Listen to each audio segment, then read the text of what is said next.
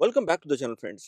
मैं जब भी वीडियोस बनाता हूँ अपने इस चैनल के ऊपर अपलोड करता हूँ उसमें टाइम लग जाता है। कभी कभी 5 दिन, कभी 10 दिन, इतना भी डिले आ जाता है या इससे भी ज्यादा डिले आ सकता है। कुछ ऐसी चीजें होती हैं जिनके बारे में मुझे लगता है कि मैं फौरन अगर वीडियो बनाऊं तो उसके अंदर इम्पैक्ट ज्यादा आएगा क्योंकि वो न्यूज फ्रेश होती है। वैसे तो मैं न्यूज बेस्ड कोई कंटेंट बनाता नहीं हूँ, but just to let you know कि कल फेडरल रिजर्व ने यूएस के अंदर रेट कट किया है 0.25% या लेट्स से 25 बेसिस पॉइंट्स कह लें उसको। तो उसके ऊपर इम्पॉर्टेंट चीज़ ये है कि बहुत सारी चीज़ों पे इम्पैक्ट आता है। तो अगर आप ग्राफ देखेंगे तो आपको 3 साल का जो ग्राफ है वो इस तरह से कुछ नज़र आ रहा है। अब उसके अंदर आपको नज़र आ रहा है कि ऑल टाइम 3 इयर्स के ऊपर, सिर्फ ऑल टाइम हाई तो नहीं कहूँगा मैं, लेकिन 3 इयर्स का लो बना लिया है। और कल ही उन्होंने जब ये बात हो रही थी, जब अनाउंसमेंट हुई है तो उन्होंने कहा था कि नेक्स्ट ईयर भी ये रेट फर्दर कट होगा। हो सकता है ज़्यादा ना हो लेकिन एक दफ़ा ज़रूर कट होगा। अब इसके ऊपर इम्पैक्ट क्या आता है रेगुलर पर्सन का, क्योंकि मैं जीसीसी में रहता हूँ, मैं दुबई में रहता हूँ और यहाँ पर जो इम्पैक्ट आता है इन्वेस्टमेंट्स के रिलेटेड, तो हम आज उस पे बात करेंगे। और इसके अलावा मेरे पास बहुत सारी ईमेल्स आती हैं। मैं जब भी ईमेल्स पढ़ता हूँ तो उनके ऊपर या तो मैं रिप्लाई करता हूँ या फिर ट्राई करता हूँ कि उनको मैं इस तरह की वीडियोज़ का पार्ट बनाऊँ, अगर they are worth it. Otherwise मैं नॉर्मली रिप्लाई कर देता हूँ। यूजुअली लोग वन ऑन वन कॉल के ऊपर अपनी पर्सनल चीज़ें भी डिस्कस करते हैं, बट आज जो ईमेल मैं 2 ईमेल्स पढ़ूँगा, उसके अंदर जो मेरे ख़्याल से कोई एज़ सच वो चीज़ नहीं है कि मैं किसी की आइडेंटिटी का प्रॉब्लम हो, क्योंकि यूजुअली लोग अपनी पर्सनल चीज़ें भी शेयर कर रहे होते हैं। बट इस ईमेल के अंदर बहुत इन ईमेल्स के अंदर बहुत जनरल चीज़ें हैं रिलेटेड टू इन्वेस्टमेंट्स। अब स्पेसिफिकली जो लोग पाकिस्तान से हैं और जीसीसी कंट्रीज़ में रहते हैं, उनका क्वेश्चन होता है और ये मुझे समझ नहीं आता कि ये क्वेश्चन क्यों आ रहा है बार-बार? जबकि मैं इस चीज़ को काफ़ी दफ़ा एड्रेस कर चुका हूँ और इसको it is no brainer, but still मैं ईमेल पढ़ता हूँ और इससे भी लिंक करते हैं कि ये जो फेडरल रिजर्व के जो रेट्स हैं, इससे इम्पैक्ट क्या पड़ता है खास तौर पे जीसीसी के अंदर। So without further do, let's begin. अच्छा, ईमेल कुछ इस तरह से है कि dear Wali, I am from Pakistan, recently move to, एक जीसीसी कंट्री का नाम लिया उन्होंने। I regularly follow your videos and find them really effective. I need your advice. I have some savings and want to invest but have queries. I trust your advice, so reaching out to you, and with faith you will give me sincere advice. I have some savings and I want to invest, but I have some query. Okay, what's more profitable, investing in NPC via Roshan Digital account, which gives annual returns of 13.5%, or stake as it gives up to 8% monthly returns? It's not monthly returns, ठीक है ना? If I'm right. Okay. Secondly, how easy is it to sell the property? Will stake sell it for us, or we will have to sell by ourselves, and wouldn't we get stuck if we can't find a buyer?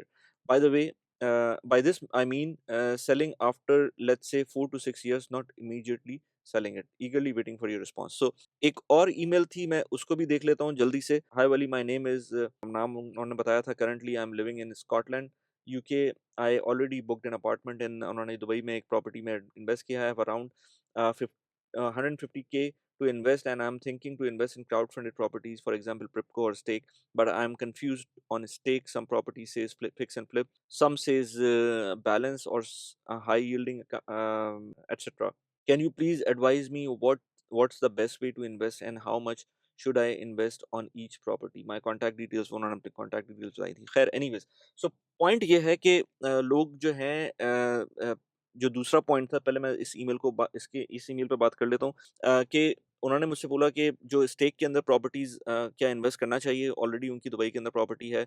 So I can not से it like this, because मुझे नहीं पता कि आपकी family situation क्या है, आपके time horizon क्या है, आपने क्या सिर्फ़ और सिर्फ़ दुबई की प्रॉपर्टीज़ में इन्वेस्ट किया हुआ है, या कहीं लेट्स से आप स्कॉटलैंड में हैं, तो स्कॉटलैंड में कोई घर है आपका या नहीं, या रियल एस्टेट में प्रॉपर्टी इन्वेस्ट किया हुआ है कि नहीं किया हुआ है, या फिर लेट्स से आपने पाकिस्तान में कोई इन्वेस्टमेंट की हुई है कि नहीं की हुई है, या आपने कोई स्टॉक्स के अंदर कोई इन्वेस्टमेंट की हुई है कि नहीं की हुई है। तो मुझे डाइवर्सिफ़िकेशन का नहीं पता, मुझे आपके माइंडसेट का नहीं पता। कुछ लोग होते हैं जो प्रॉपर्टीज़ के अंदर ही इन्वेस्ट करते हैं, कुछ लोग होते हैं जो स्टॉक्स के अंदर ही इन्वेस्ट करते हैं, कुछ लोग होते हैं जो सेफ साइड पे इन्वेस्ट करते हैं। उसके बारे में भी अभी बात करेंगे, क्योंकि जो शुरू में मैंने बात की थी ना कि फेडरल रिज़र्व ने अपने रेट्स कम किए हैं, तो उसका क्या इम्पैक्ट पड़ेगा, उसके बारे में बात करते हैं।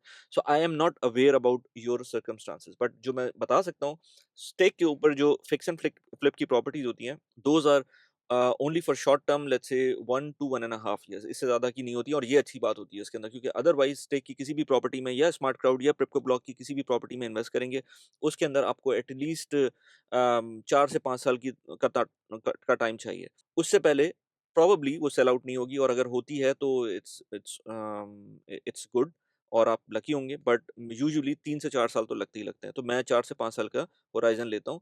कैश फ्लो के लिए ये प्रॉपर्टीज़ में इन्वेस्ट होती है, थोड़ा बहुत आपको 4 से 5% का रिटर्न मिलता है, और बाकी आपकी प्रॉपर्टी प्राइस एप्रिसिएशन होती है।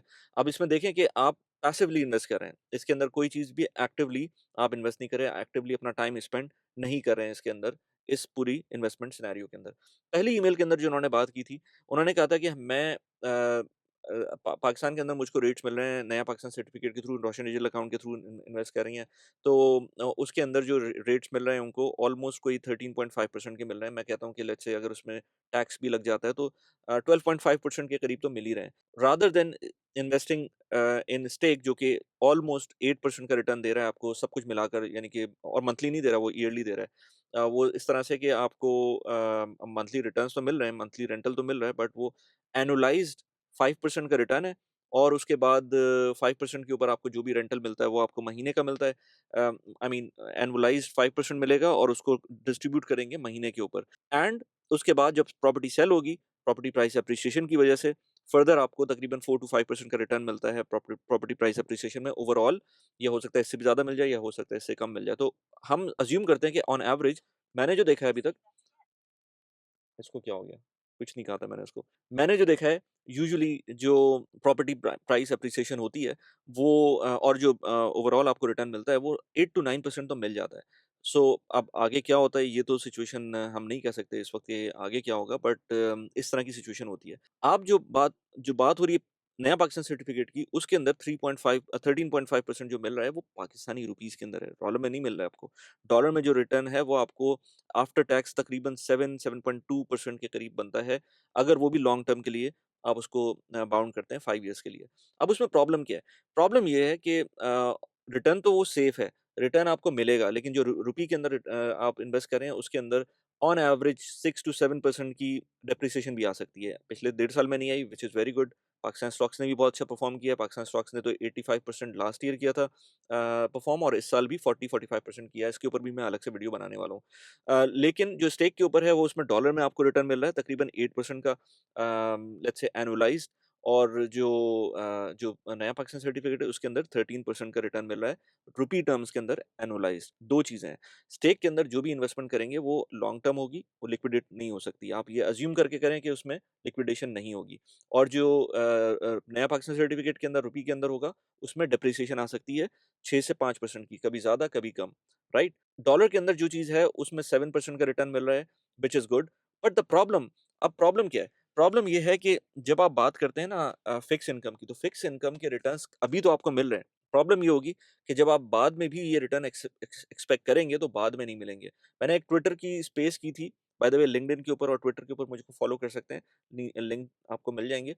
मैंने ट्विटर पे स्पेस की थी, एक साहब थे बहुत ज़्यादा, पिछले 1 डेढ़ साल पहले की बात है जब ये हमने स्पेस की थी, तो उसके अंदर वो कह रहे थे कि हम ये फ़ायदा क्या होगा कि अगर 8% से कम हो जाएगा यूएसडी के अंदर जो नया पाकिस्तान के रेट्स हैं वो कम हो गए इवेंचुअली।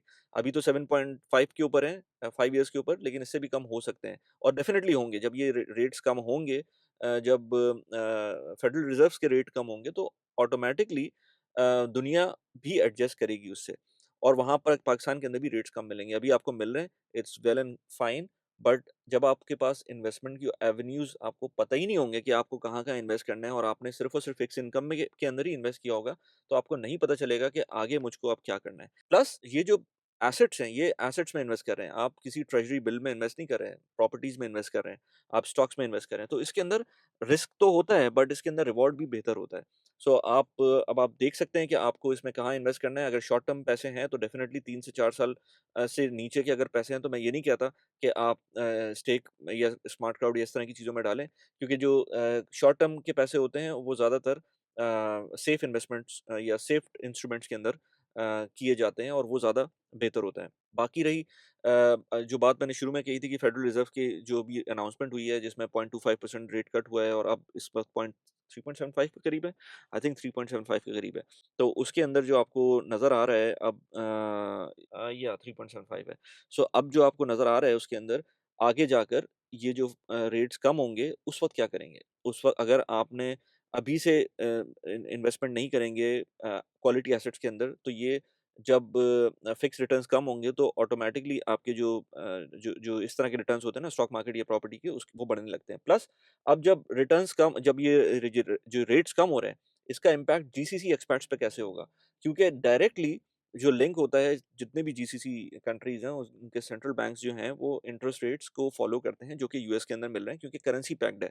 और उसकी वजह से जब रेट्स कम होंगे तो आपके फिक्स डिपॉज़िट्स के रेट जो यहाँ पर आपको यूएई में मिल रहे हैं वो भी कम होंगे और इवेंचुअली मॉर्गेज के रेट्स भी कम होंगे। जब मॉर्गेज के रेट्स कम होंगे तो प्रॉपर्टी प्राइस फर्दर एप्रिशिएट करेंगी which is not good. So property prices जो साइन्स हैं इस वक़्त लोग जो कह रहे हैं कि प्रॉपर्टी प्राइसेज़ कम होंगी, मुझे अभी लग नहीं रहा कि प्रॉपर्टी प्राइसेज़ कम होंगी। हाँ, स्टेबल हो सकती हैं। But at the same time further more जैसे-जैसे रेट्स कम होंगे, मॉर्गेजेस के रेट्स कम होंगे, वैसे-वैसे आपकी जो अफोर्डेबिलिटी है वो बेहतर होने लगेगी क्योंकि रेडी प्रॉपर्टीज़ के अंदर जो लोग हैं वो बाइंग अगर करेंगे तो उनको रेट्स कम मिलेंगे और उनकी मंथली इंस्टॉलमेंट कम आ रही होगी। So that is why I feel property prices भी आगे जाके और बढ़ेंगी जैसे-जैसे हालाँकि यहाँ पर इन्फ्लेशन का मसला उस तरह से नहीं है, इन्फ्लेशन इनफैक्ट मेरे ख़्याल से तो ओवरहीट हुई हुई है इकॉनमी। बट यूएस के अंदर क्योंकि सिचुएशन डिफरेंट है, उसका इम्पैक्ट यहाँ पर इंटरेस्ट रेट के पर्सपेक्टिव में आ रहा है। स्टेक के अंदर अगर आपको इन्वेस्ट करना है, पेप्को ब्लॉक में इन्वेस्ट करना है, स्मार्ट क्लाउड में इन्वेस्ट करना है, these are good platforms but for the longer term only. मैंने पहले भी अपनी वीडियोज़ में कहा हुआ है कि इसको शॉर्ट टर्म के ऊपर इन्वेस्ट ना करें, वो पैसे बिल्कुल भी इन्वेस्ट ना करें जो 4 साल के लिए आपको चाहिए। इनके रेफरल कोड्स नीचे डिस्क्रिप्शन में दिए हुए हैं, समवेयर बिटवीन 150 टू 250 दिरहम्स आपको मिल सकते हैं अगर मेरा रेफरल कोड यूज़ करेंगे जो कि लिंक हुआ हुआ है डिस्क्रिप्शन में।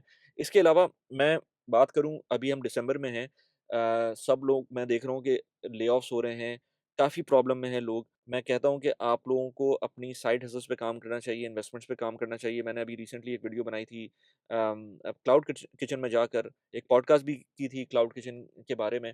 यहाँ पर उस वीडियो का लिंक लगा दिया है, उस पॉडकास्ट का लिंक लगा दिया है और उसकी वीडियो भी आपको मिल जाएगी। अगर कार्ड्स में देखेंगे तो आपको मिल जाएगी, क्लाउड किचन में होता क्या है। इसके अलावा अगर आपको फिज़िकल पोर्टफोलियो बनाना है, तो मैंने सलमान के साथ एक पॉडकास्ट की थी इसके बारे में कि प्रॉपर्टी के पोर्टफोलियो कैसे बना सकते हैं। इसका वीडियो का लिंक यहाँ लगा दिया। कैसी लगी वीडियो प्लीज़ मुझे बताइएगा। Thanks for watching the video. Bye bye.